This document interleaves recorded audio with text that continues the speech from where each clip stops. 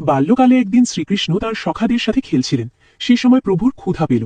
মাখন চুরি করায় যশোদা মা মাখন একটি ঘরে রেখে তালাবদ্ধ করে রেখেছেন। ঠিক সেই সময় এক দরিদ্র ফল বিক্রেতা মহিলা এলেন। শ্রীকৃষ্ণ ফল বিক্রেতার কাছে ফল চাইলেন।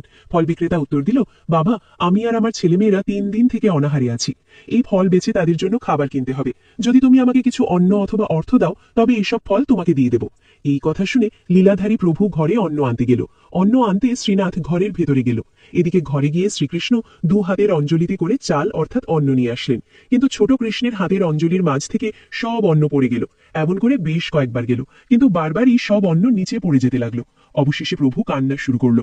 সেই কান্নার শব্দে সৃষ্টি বিচলিত হয়ে পড়ল। কান্না দেখে ফল বিক্রেতা মহিলার মন গলে গেল। বলল, আমারও 2 ছেলে আছে, তাদের খিদার জন্য কান্না 3 দিন থেকে দেখছি। বাবা, তোর এই কান্না দেখতে পারবো না। এই নে, আমার ঝুড়ির সব ফল নেই।